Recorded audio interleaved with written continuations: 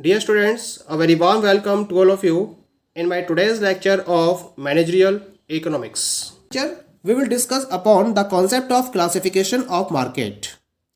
जैसा कि previous lecture में हमने मार्केट के कॉन्सेप्ट को डिस्कस किया था, इसकी डेफिनेशन को डिस्कस किया था और इसके साथ साथ हमने इसके डिफरेंट फीचर्स को भी डिस्कस किया था। आज के लेक्चर में हम डिस्कस करेंगे कि मार्केट को हम किन किन पर्टिकुलर बेसिस पर क्लासिफाई कर सकते हैं। तो इसके लिए मैंने डिफरेंट बेसिस को फॉलो किया है। The first basis is area. Area के बेसिस पर हम मार्केट को 4 टाइप्स में डिवाइड कर सकते हैं। The first one is the local market, second one is regional market, third one is national market and fourth one is the international market. Local market, when there is a dealing between buyers and sellers at the local level, यानी कि एक बहुत limited place पर, यानी कि geographical basis में वो एक लोकल प्लेस है और उस लोकल प्लेस पर जब बायर्स और सेलर के बीच में गुड्स को लेकर डीलिंग फॉलो की जाती है तो हम उस मार्केट को लोकल मार्केट का नाम देते हैं। Okay, just suppose that at a particular town there is a manufacture unit available और वहां वो यूनिट क्या कर रही है, अपने बायर्स को गुड्स को अगर सेल कर रही है तो हम इस पर्टिकुलर मार्केट को लोकल मार्केट का नाम देंगे। Clear? Next one is the regional market. When the dealing is performed within the boundaries of a particular region, just like state। जैसे कि अगर मैं स्टेट की बात करूं, जैसे यूपी कैसा मार्केट हो गया, रीजनल मार्केट हो गया। आंध्र प्रदेश के अंदर परफॉर्म किया वाला जो ऑपरेशन है, जो डीलिंग है, वो कैसी हो गई, वो भी रीजनल मार्केट हो गया। यानी कि डिफरेंट स्टेट्स में अगर मैं कैटेगराइज कर दूं मार्केट को एरिया के बेसिस पर तो ये मार्केट क्या कहलाएगा, रीजनल मार्केट कहलाएगा, क्योंकि रीजन की बाउंड्रीज में जो भी डीलिंग्स फॉलो की जाती है वो रीजनल मार्केट बन जाती है। Clear? Next one is the national market. When the dealing between the buyers and seller is performed with in the boundaries of a nation, तो हम ऐसे मार्केट को नेशनल मार्केट का नाम देते हैं। जैसे the market of India, India के अंदर जितने भी बायर्स और सेलर्स हैं वो अगर डिफरेंट टाइप के गुड्स एंड सर्विसेज में डीलिंग परफॉर्म कर रहे हैं तो हम इस मार्केट को नेशनल मार्केट का नाम देंगे। क्लियर? और फोर्थ है इसके अंदर, that is international market. International का मतलब क्या होता है, when the operations are performed with in 2 और मोर कंट्रीज, 2 या 2 से ज्यादा कंट्रीज के बीच में जब डीलिंग परफॉर्म की जाती है, जैसे इंपोर्ट और एक्सपोर्ट हो रहा है गुड्स का, तो ये कैसा मार्केट बन गया, ये इंटरनेशनल मार्केट बन जाता है। Clear? Next one is the on the basis of time. Time के बेसिस पर 4 टाइप्स हैं इसके, very short period market, short period market, long period market and secular market. क्या मतलब है इसका ना, लॉन्ग वेरी शॉर्ट पीरियड का मतलब क्या है, जब मार्केट में ऐसे गुड्स के बीच में डीलिंग की जाती है जिनकी लाइफ बहुत ज्यादा शॉर्ट होती है। ठीक है, यानी कि ये बहुत कम टाइम के लिए मार्केट में सर्वाइव कर सकते हैं, तो हम ऐसे मार्केट को वेरी शॉर्ट पीरियड मार्केट का नाम देते हैं। जैसे डेली बेसिस पर जिन कमोडिटीज को कंज्यूम किया जाता है, ब्रेड, बटर, मिल्क, जो इनका मार्केट है वो वेरी शॉर्ट पीरियड मार्केट में इंक्लूड किया जाता है। दूसरे होते हैं शॉर्ट पीरियड मार्केट, यानी कि इनकी जो लाइफ होती है वो वेरी शॉर्ट पीरियड मार्केट के गुड्स के कंपैरिजन में ज्यादा होती है और इसमें हम डेली बेसिस के कंज्यूमर प्रोडक्ट्स को परचेज करते हैं। शॉपिंग गुड्स को इसके अंदर इंक्लूड किया जा सकता है। जैसे आप मार्केट से टूथपेस्ट परचेज कर रहे हो या फिर सोप परचेज कर रहे हो, डिटर्जेंट पाउडर्स परचेज कर रहे हो, तो ऐसे गुड्स के मार्केट को हम शॉर्ट पीरियड मार्केट का नाम देते हैं। क्लियर? लॉन्ग पीरियड मार्केट, इसमें हम ड्यूरेबल कमोडिटीज को इंक्लूड करते हैं, यानी कि जिनकी लाइफ बहुत ज़्यादा होती है। जब ऐसे कमोडिटीज के रेफरेंस में डीलिंग की जाती है तो उसको हम लॉन्ग पीरियड मार्केट का नाम देते हैं।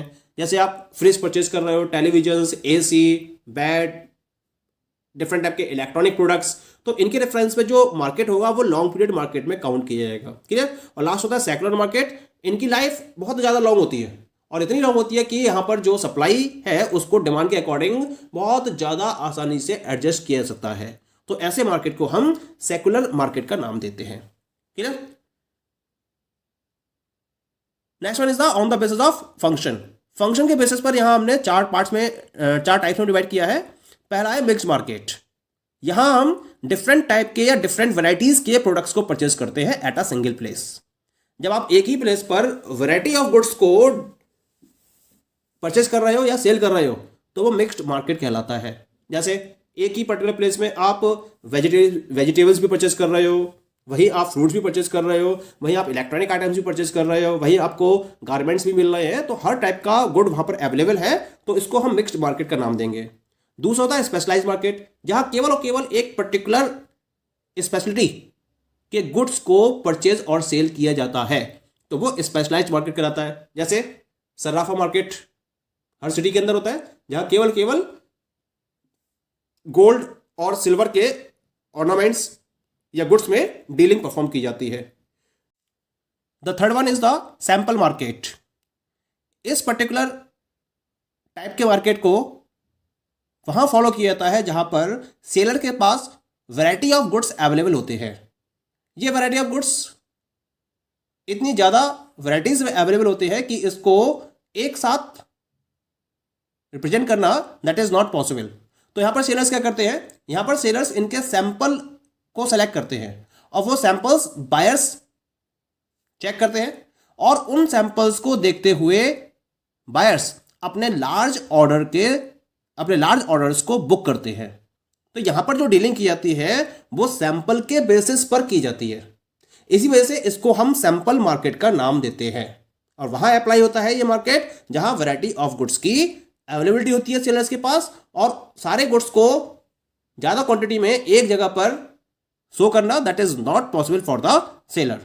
जैसा कि आपने देखा होगा, एक्सपोर्ट और इंपोर्ट मार्केट जब फॉलो किया जाता है तो बाहर से यानी कि आउटसाइड कंट्री से बायर्स इंडिया में आते हैं और एक टाइप का एग्जीबिशन फॉलो की जाती है, और उस एग्जीबिशन में जितने भी सेलर्स हैं वो अपने प्रोडक्ट्स के सैंपल को रिप्रेजेंट करते हैं, और उन पर्टिकुलर सैंपल के बेसिस पर जो फॉरेन बायर्स हैं वो अपने लार्ज क्वांटिटी में ऑर्डर्स को बुक करते हैं। तो हम इस टाइप के मार्केट को सैंपल मार्केट का नाम देते हैं। Clear? And the last one is the marketing bye grades. यहां गुड्स को ग्रेडिंग प्रोवाइड की जाती है। जो different variety of goods sellers अपने पास रखते हैं वो क्या करते हैं, अपने गुड्स को ग्रेडिंग प्रोवाइड करते हैं। ग्रेड 1, ग्रेड 2, ग्रेड 3, या A quality goods, B quality goods, C quality goods, और उसके बेसिस पर गुड्स को मार्केट में सेल किया जाता है। तो हम इस टाइप के मार्केट को मार्केटिंग बाय ग्रेड्स का नाम देते हैं। Okay, now the next category is on the basis of nature of transaction. Transaction के नेचर के बेसिस पर हम मार्केट को दो पार्ट्स में डिवाइड कर सकते हैं। The first one is spot market and second one is the future market.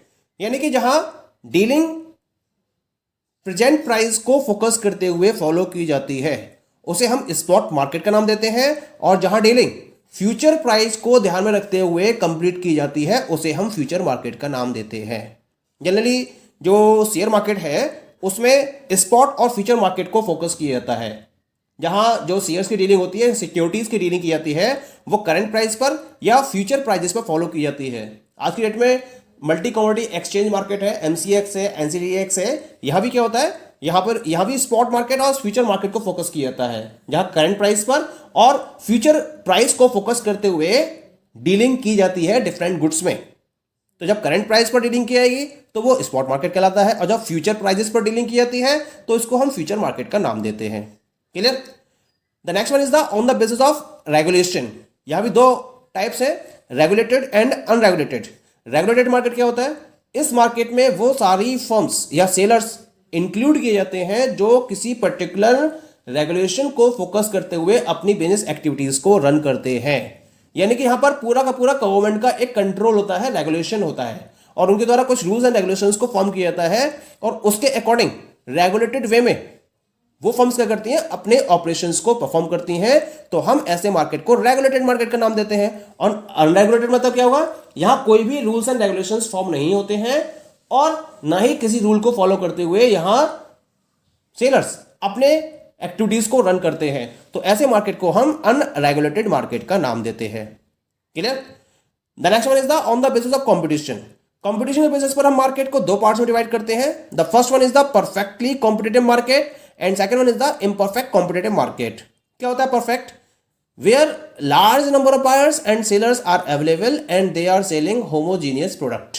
ये दो मेन कंडीशंस होती हैं, यानी कि लार्ज नंबर ऑफ बायर्स होने चाहिए और लार्ज नंबर ऑफ सेलर्स होने चाहिए, और जितने भी सेलर्स हैं वो होमोजीनियस प्रोडक्ट में डील कर रहे हो। होमोजीनियस का मतलब प्रोडक्ट आइडेंटिकल होना चाहिए, कोई भी किसी भी तरीके का डिफरेंशिएशन प्रोडक्ट्स में नहीं होना चाहिए ऑफ डिफरेंट प्रोड्यूसर्स, यानी कि ये एक ही पर्टिकुलर प्राइस पर अपने प्रोडक्ट को सेल कर रहे होते हैं, तो ऐसे मार्केट को हम परफेक्ट कॉम्पिटिटिव मार्केट का नाम देते हैं।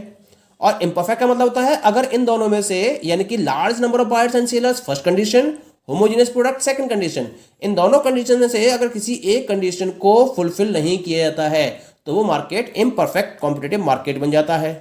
इसमें हम 4 कैटेगरीज कोड फॉलो कर सकते हैं। पहली होती है मोनोपोली। मोनोपोली का मतलब क्या होता है? मोनो प्लस पॉली, सिंगल, और पॉली मीन्स सेलर। जब मार्केट में केवल एक ही सेलर प्रोडक्ट को सेल कर रहा होता है तो हम उसको मोनोपोली कॉम्पिटिटिव मार्केट का नाम देते हैं। डिओपोली का मतलब क्या होता है? डिओ मतलब 2 और पोली मीन्स सेलर, यानी कि जब मार्केट में 2 सेलर्स होते हैं केवल तो उसको हम डिओपोली मार्केट का नाम देते हैं। और तीसरे होते हैं ओलिगोपोली। ओलिगो का मतलब होता है फ्यू और पॉली का मतलब होता है सेलर, यानी कि जब मार्केट में फ्यू सेलर्स अवेलेबल होते हैं तो हम उस मार्केट को ओलिगोपोली मार्केट का नाम देते हैं। और चौथे होते हैं मोनोपोलिस्टिक। मोनोपोलिस्टिक मार्केट में लार्ज नंबर ऑफ बायर्स भी हैं और लार्ज नंबर ऑफ सेलर्स भी हैं, लेकिन जितने भी सेलर्स हैं वो होमोजेनियस प्रोडक्ट को सेल ना करके डिफरेंशिएटेड प्रोडक्ट्स को सेल करते हैं, तो ऐसे मार्केट को हम मोनोपोलिस्टिक मार्केट का नाम देते हैं। ये डिफरेंशिएशन क्वालिटी के बेसिस पर हो सकता है, ब्रांड के बेसिस पर हो सकता है, फीचर्स के बेसिस पर हो सकता है, या कोई भी ऐसा बेसिस जिसको फॉलो करते हुए एक प्रोड्यूसर दूसरे प्रोड्यूसर से अपने प्रोडक्ट को डिफरेंशिएट कर पाए, तो हम ऐसे मार्केट को मोनोपोलिस्टिक मार्केट का नाम देते हैं। That is clear. And the last one is the other basis. Other basis में हम मार्केट को 2 पार्ट्स में डिवाइड कर सकते हैं। The first one is the fair market and second one is the black market और इलीगल मार्केट। फेयर मार्केट क्या होता है? जहां प्रॉपर गवर्नमेंट के द्वारा फॉर्म किए गए रूल्स एंड रेगुलेशंस को फॉलो करते हुए एक्टिविटीज को रन किया जाता है, और गवर्नमेंट ने जो टैक्स स्ट्रक्चर फॉलो कर रखा है उस टैक्स स्ट्रक्चर के बेसिस पर डिफरेंट टाइप के टैक्सेस को पे किया जाता है by sellers and buyers both. जब डीलिंग कंप्लीट हो जाती है उसके बाद तो हम इस मार्केट को फेयर मार्केट का नाम देते हैं। ठीक है, यहां फेयर वे में डीलिंग को कंप्लीट किया जाता है, ये इस मार्केट की खास बात होती है। और दूसरा होता है ब्लैक मार्केट या इलीगल मार्केट, जहां गवर्नमेंट रूल्स एंड रेगुलेशन को फॉलो नहीं किया जाता है और किसी भी टाइप के टैक्स को भी फॉलो नहीं किया जाता है, तो ऐसे मार्केट को हम ब्लैक मार्केट या इलीगल मार्केट का नाम देते हैं। यानी कि यहां पर जितनी भी एक्टिविटीज होती हैं वो इलीगल वे में परफॉर्म की जाती हैं, not according to the laws, rules and regulations framed by the government of that particular state और कंट्री। तो हम ऐसे मार्केट को इलीगल मार्केट की कैटेगरी में रखते हैं। Okay, so these all are the different categories of market. Thank you.